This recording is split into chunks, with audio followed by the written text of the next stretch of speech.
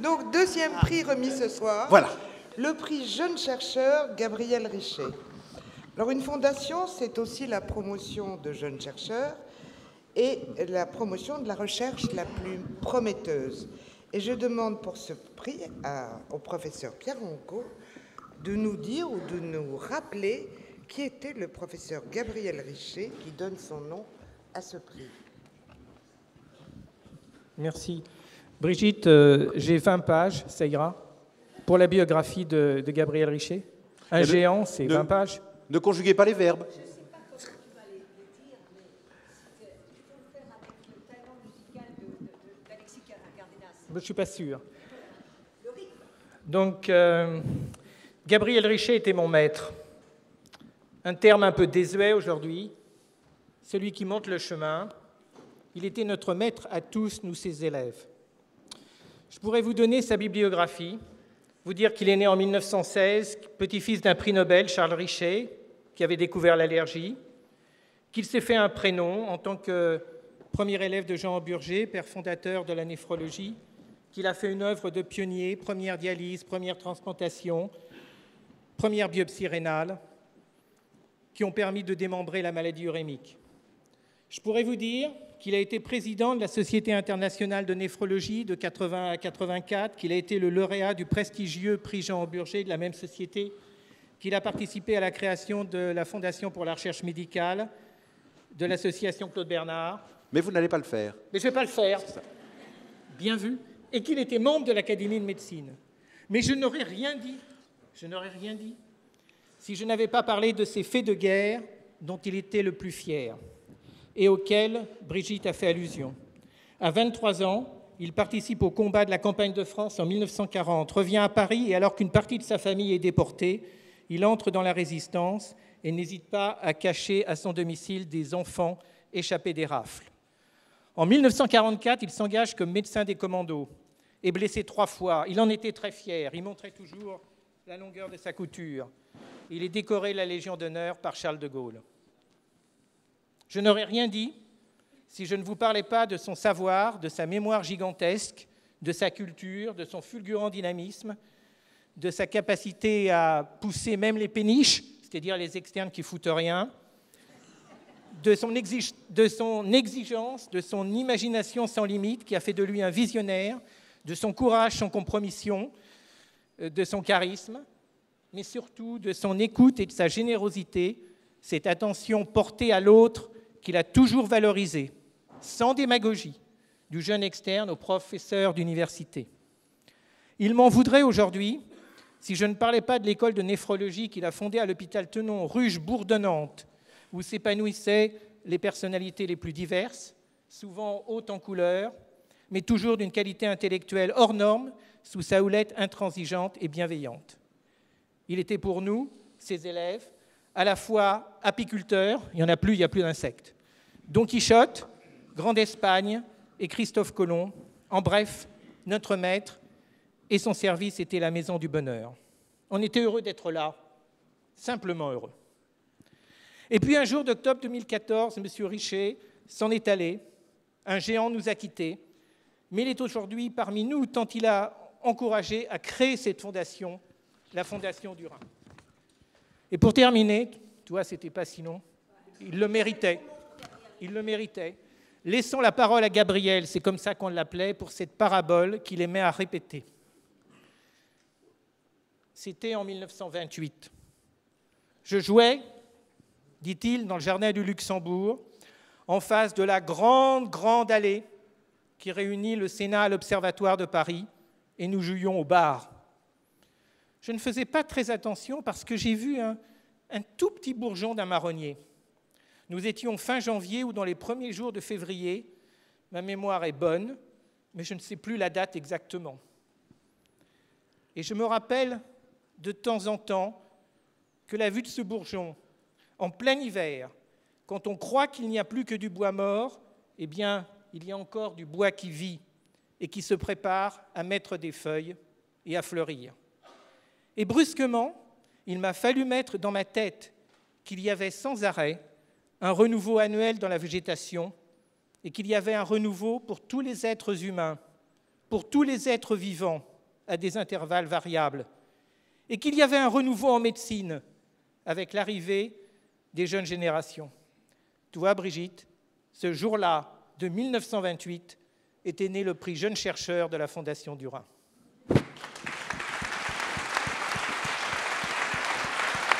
Alors, ce prix, d'un montant total de 30 000 € a bénéficié cette année, par lauréat, oui, a bénéficié cette année 2019 d'un don généreux de l'Association de lutte contre l'insuffisance rénale chronique et de la promotion du don d'organes en Corse, présidé par ton ami Brigitte, monsieur René Cialletti.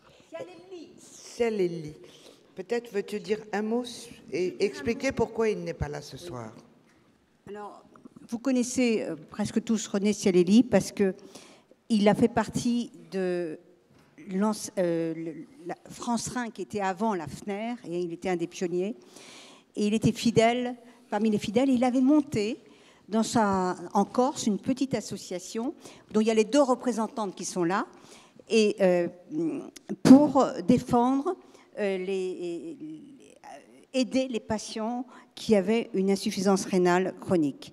Et puis René, qui avait une maladie rénale chronique lui-même, a été mis en dialyse assez tardivement parce qu'il maniait beaucoup la prévention secondaire, et il n'a vraiment pas pu venir aujourd'hui parce qu'il était dialysé et il doit être opéré ces prochains jours.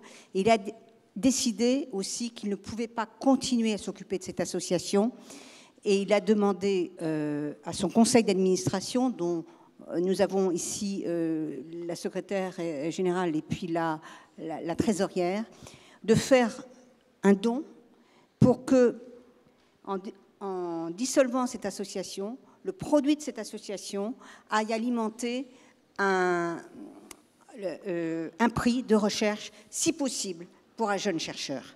C'est pour ça que ça a eu lieu, et je crois que tu appelles. Alors, je demande donc Oui, on peut t'applaudir. à la trésorière de cette association, Madame Jeanne-Paul Leroux, de venir sur scène remettre elle-même ce chèque.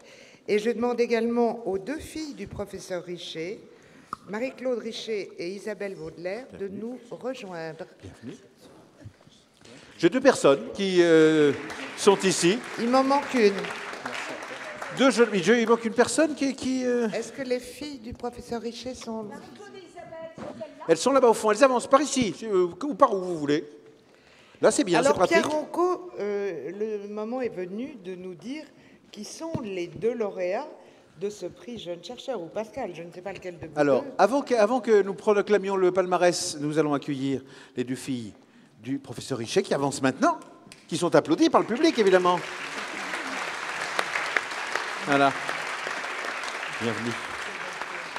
Voilà, maintenant nous pouvons donner connaissance des noms, professeur. Et je m'engage à ne pas vous interrompre. Merci beaucoup. Donc il a été possible d'attribuer cette année 2 prix Jeune chercheur Gabriel Richer, puisque c'est maintenant son nom et je m'en réjouis.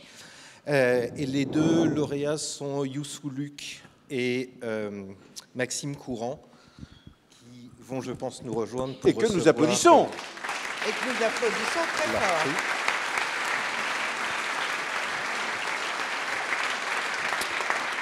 Je ne sais pas s'ils sont chercheurs, mais manifestement, ils sont jeunes. Donc, je crois, Pascal, que vous présentez l'un des 2 lauréats et Pierre l'autre. Donc, je vais juste dire quelques mots sur le travail qui va être fait, puisque là, on finance un travail à réaliser par Youssou Luc. Et on va revenir au filtre dont je vous parlais tout à l'heure. Il y a différentes manières dont ce filtre peut être atteint dans des maladies, par exemple générales, comme des maladies auto-immunes. Et vous avez sans doute beaucoup d'entre vous entendu parler du lupus. Et on comprend de mieux en mieux comment ça marche, mais on comprend toujours pas complètement comment ça marche. Et puis surtout, au-delà de la compréhension, il faut des traitements. Et l'objectif de ce projet est d'imaginer de nouveaux traitements de ce type de maladie. Et le jury chargé d'évaluer les dossiers, cette année ils étaient nombreux, a considéré que c'était réellement un excellent projet qui méritait d'être soutenu et que c'était un pied mis à l'étrier pour une carrière qui débute. Bravo. Donc je demande On vous remet le prix. à l'une de vous, mesdames, de venir remettre ce prix à ce jeune lauréat. Approchez-vous. Voilà, remise du prix. Et je demande à Pierre Ronco de nous dire quelques mots sur le deuxième lauréat, le docteur Maxime Courant. Donc, comme annoncé, vous ne pouvez pas remercier. Hein, c'est pas possible. Si, si. Je remercie très brièvement. En fait, je suis très honoré de recevoir ce prix, car je n'ai pas eu la chance de connaître Gabriel Richet. Mais j'ai connu et j'ai travaillé auprès de ses élèves à l'hôpital Tenon. Oui, c'est-à-dire que vous retournez pour parler aux filles du professeur Richet, et du coup, on voit votre dos, qui est très bien. Mais juste voilà. Vous dire en fait que je suis très honoré et que j'ai connu, moi j'ai travaillé avec ses élèves qui ont transmis, je pense, que le savoir et la façon de travailler qu'il avait. Et je veux remercier la Fondation du Rhin, le comité scientifique et tous les donateurs pour ce prix et pour ce projet qui va étudier effectivement la néphropathie lupique. Je veux remercier aussi toute l'équipe de recherche de l'unité INSERM en 55 qui se situe à l'hôpital Tenon.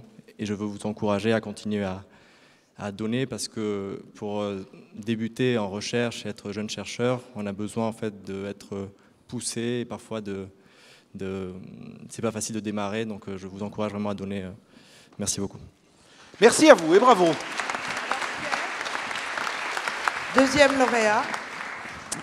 Alors, un deuxième micro, il n'y a qu'à demander, il en pleut. Merci. On est très heureux de remettre le second prix à Maxime Courant. Comme vous l'avez vu dans le film, la transplantation est le meilleur traitement de l'insuffisance rénale. C'est l'objectif qu'il faut atteindre. Malheureusement, du fait des traitements immunosuppresseurs, parfois lourds, des complications infectieuses peuvent survenir. Et le travail de Maxime Courant est précisément d'analyser les mécanismes de ces complications infectieuses, notamment virales, qui peuvent compromettre non seulement la survie du greffon, mais la vie du greffé. Et c'est vraiment un très beau sujet. On vous souhaite tout le meilleur pour l'avenir. Merci.